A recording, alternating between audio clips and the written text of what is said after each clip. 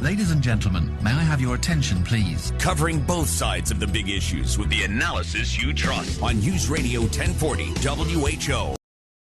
Well, the gas price roller coaster. Yeah, we're pretty lucky in Iowa compared to other states where they're paying us up to close to $5 a gallon of gasoline. But right now in Polk County, I'm just looking here, for example, the Hy-Vee on North Ankeny Boulevard, $3.38. Got the Murphy USA over in Altoona, $3.42. You have the Hy-Vee Fast and Fresh in Urbandale, $3.45. Those are about average prices here in central Iowa right now. But we've seen the average price of a gallon jump more than 8% nationally. AAA data shows $3.80 a gallon. Why not get an expert on, right? We have a gentleman here who's a fourth-generation oil and gas professional and leads a company in gas and oil exploration. And his name is Jay Young. How you doing, Jay? And I'm blessed, and I'm also blessed to be on the Max and Amy show. Well, aren't you a kind man? Well, didn't Thank you just make my day? Thank you. Well, you got your finger on the pulse of this business. What causes, the roller coaster ride of gas prices, particularly seasonally, but also what about policy and how is this affecting it? Yeah, just two great questions. I tell you, it's amazing what happens in supply and demand. I mean, gasoline prices go up because of supply and demand, right? I mean, if you have more supply on the market than you do demand, it's like anything in the world. You know, if you have more supply like we did during the pandemic, I mean, if you think back there, drill, baby, drill, all this oil, we're filling up our strategic reserves at, very low prices, and all of a sudden demand goes to almost zero during the pandemic. So, prices just went below zero for a while because there was so much supply on the market. We don't have that supply anymore. I mean, companies aren't coming back and drilling for oil in the United States. It's just not happening. They're taking, and normally, like you said, I'm a fourth generation, which means I've seen a lot of ups and downs in these markets. And normally during this time when you see companies making billions and billions of dollars, they normally put a rig back to work or multiple rigs back to work drilling, because drilling is indicative of, supply. And the more rigs that drill, more supply comes on the market, oversupply, demand, blah, blah, blah, and the market goes up and down. But this time we're not seeing it. I know you mentioned that you're seeing, some prices around Iowa, and my geologist, Paul Jerome, was out in San Francisco this weekend, and he sent me a picture of the gas pump. It was like $6.60. Oh, my goodness. I mean, prices are just crazy. But what I think, and what our belief is, that prices will continue to rise because we don't have the supply necessary. And with OPEC that's cutting back on their production in the United States, I think they're selling to China for more money because number one, they can, right? Because China's out of the bedrooms, I guess, after their long-term pandemic. So therefore, they're out. So oil will go elsewhere, and it's not going to come here. And like you mentioned, too, Max, about the policies. When you have Biden cutting off, he just said, last night or Wednesday about Alaska. We're not going to allow them to drill in Alaska.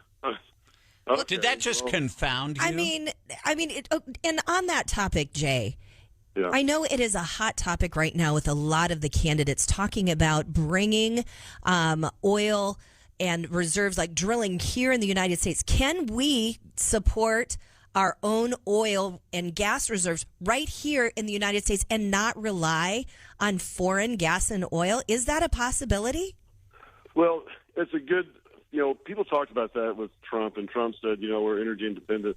That was BS, really, because, and I'm not saying I'm not a Trump supporter, or I am, whatever. But we need 20 million. George Bush in the 2006 State of the Union address stated, hey, we have an addiction to oil. I mean, we need makeup, we need eyeliner, we need gasoline for cars, we need plastics, we need asphalt for roads. I mean, there's so many different things that oil takes, and it's not necessarily 100% gasoline. It's 40% gasoline, 60% of the product. So the demand continues to go way, way up, and we need that supply. We're only producing 13.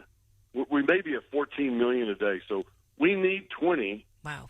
And we are only producing 14 or 13. We were at 14 during Trump. So as you can see there is a difference, obviously, of 6 million barrels. Now, what we try to do, or I don't know, we're trying. I'm not a politician, but what I feel like that we should be doing is, Canada, Mexico. There's some good allies there, and they sell it to us, and we're all friendly.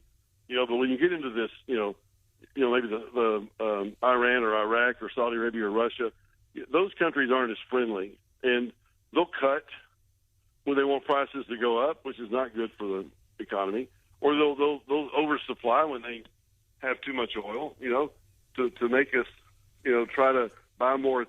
So it's a huge game, and I say game, and I shouldn't say that because there's been a lot of Americans that have lost their lives in world wars that have been fought over oil because it is such a tight commodity and such a needed, commodity, like Bush said, addiction. Well, people don't, people that are fighting for the environment and cutting back on oil drilling and research, don't understand that the very iPhone that they protest on, is made with oil products. Here's the thing. We got less than a minute left here. We have a barrel of oil at $87.51 now. It just jumped up to $87.51. What should a barrel of oil be at to make it profitable for the oil companies, but also make gas prices affordable for us? Yeah, and I can see, and you're right, because if it goes to 120, 150, there are some. Forbes came out with an article that said 300 coming, $300 oil coming. Now, let's just say, and it will cost so much money. The wells that we're drilling right now for $8 million will cost $20, and you'll drill, and it'll cost a lot more. You want to buy low, sell high. You want to drill wells at 30. And produce them at 80, just like everything else. Okay, there you go. Okay. When prices get too far up there, you're going to pay more. $60 to $70 a barrel is a good, healthy for oil and gas companies. Not everybody in the world's coming into oil and gas. If you see 200, I remember seeing a buddy of mine that was a punter for the Chicago Bears, and I saw him during the last drive of oil prices going to 120, and he's in the oil business. I'm like, you're in the oil business? If I saw him on a flight going to Midland. And he goes, "Oh yeah," he said, "I finished my career punting and just thought I'd take a job in the oil business." I go, "I've been doing this, ever since I was, old enough to walk. I've been on wells and pumping and things of that nature, and here this guy just jumps in because oil's because he can make it. And we need it." All right, I appreciate it. Jay Young, Oil Pro. Appreciate your time this morning. Thank you, sir. Have a great weekend, Jay. Thank you, Amy. Appreciate you. Call me back in a month. Let's get another update. All right, you got sounds it. good.